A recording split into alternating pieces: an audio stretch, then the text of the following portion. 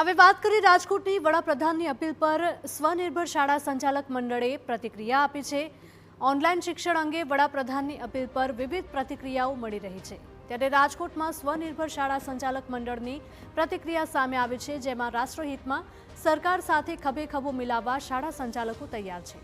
શાળા સંચાલકોનું કહેવું છે કે કોવિડના સમયે લોકોએ ઓનલાઈન એજ્યુકેશનનો અનુભવ કર્યો છે, જેના લીધે ઓનલાઈન પદ્ધતિ અપનાવવામાં વાર નહીં લાગે।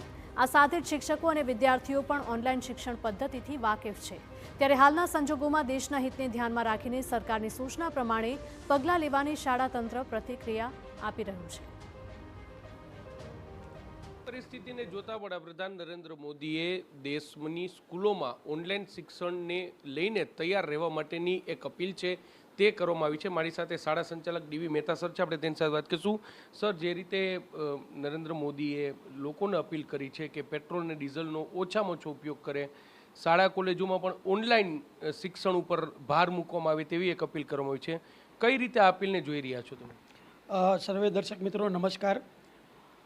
ભારતની જે સંસ્કૃતિમાં કહેવાયેલું છે કે બચત એ બીજો ભાઈ છે, કરકસર એ બીજો ભાઈ છે।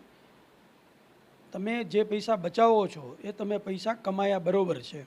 ત્યારે આ સંજોગોમાં ભારતના માનનીય વડાપ્રધાન શ્રી નરેન્દ્રભાઈ મોદીએ જે સમગ્ર ભારતની પ્રજાને અપીલ કરી છે કે આપણા ખર્ચમાં ઘટાડો કરવો, જેમાં પણ ખાસ કરી અને પેટ્રોલ ડીઝલની જે એની ઉપયોગિતા એનો ઉપયોગ છે એમાં ઘટાડો કરવાની વાત કરી છે। સોનું છે એનો ઓછો ઉપયોગ કરવો, એટલે કે સોનું ઓછું ખરીદવું એની વાત કરી છે। આવી ઘણી વાત કરી છે અને જે ખરેખર આમ જોઈએ તો ઘણી જે બિન ઉત્પાદકીય જે આપણા રોકાણો કે આપણા ખર્ચાઓ હોય છે એ ઘટાડવાની વાત છે।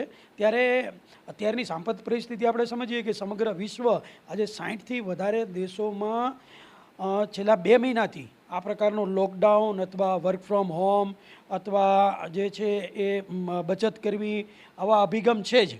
અને ડેવલપ કન્ટ્રીમાં જર્મની જેવા દેશમાં પણ છે આ।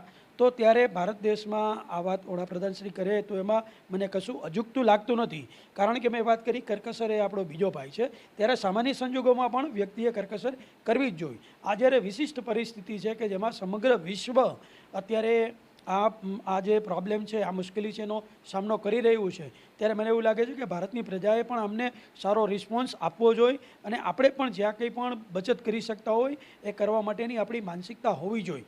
સાથે સાથે જ્યાં સુધી વાત કરી છે કે વર્ક ફ્રોમ હોમ, એટલે જેમાં વખતે શાળાઓ પણ ઓનલાઈન કરવાની વાત આવે ખરી, તો શાળાઓ ઓનલાઈન કરવામાં આવે તો મને એવું લાગે છે કે જે આપણો કોવિડનો અનુભવ છે એ અનુભવ છે એ વિદ્યાર્થીઓને, વાલીઓને, શિક્ષકોને અને શાળાઓને બધાને ખૂબ કામમાં આવશે। કેમ કે જે તે સમયે ઘણા સમય સુધી આપણે ઓનલાઈન ઇફેક્ટિવ એજ્યુકેશન આપેલું અને બીજું કે એને 4-5 વર્ષ થઈ ગયા। 4-5 વર્ષમાં ટેકનોલોજીમાં ખૂબ જ ઇમ્પ્રુવમેન્ટ થયું છે, ખૂબ જ સુધારો થયો છે। સાથે સાથે આર્ટિફિશિયલ ઇન્ટેલિજન્સની વાત કરીએ તો એના માધ્યમથી પણ ઓનલાઈન શિક્ષણ છે એ પ્રમાણમાં સરળ બની શકશે।